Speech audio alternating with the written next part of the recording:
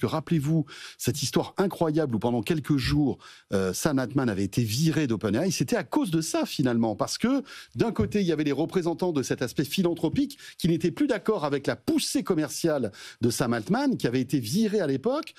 Microsoft était revenu un petit peu, enfin avait servi de médiateur, et donc Sam Altman était revenu. Il y avait eu après un gros chamboulement à toute la tête d'OpenAI. On voit que c'est pas une boîte comme les autres.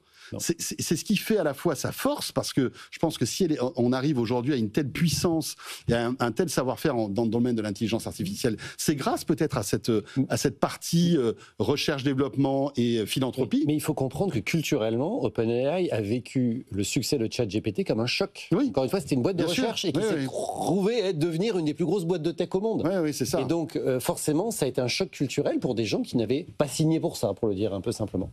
Michel et après Fred, bien sûr. C'est un grand classique d'organisation aux États-Unis, des entreprises qui sont détenues par des fondations. Moi, je connais bien ce sujet parce que TED est exactement dans cette situation-là. TED est une entreprise qui peut générer des bénéfices. En revanche, elle est détenue par une fondation qui fixe un certain nombre de règles. Elle ne peut pas distribuer, en l'occurrence, des règles. Elle ne distribue pas ses bénéfices.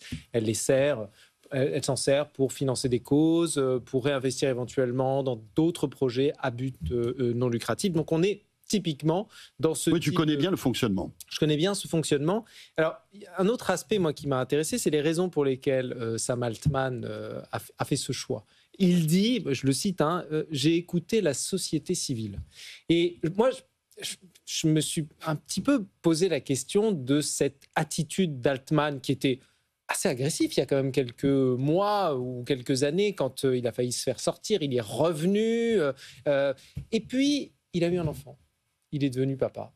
Et puis, il s'avère qu'on l'a vu il n'y a pas si longtemps sur la scène de TED, il a été un peu malmené, on lui a posé des questions quant à sa responsabilité sur le développement de l'AGI. Il a paru un petit peu désarçonné, en même temps dire je sais pas trop où on va, mais on fait le maximum. Je pense qu'il est en train de se rendre compte de l'importance de son rôle. Il est en train de devenir plus mature. Ok.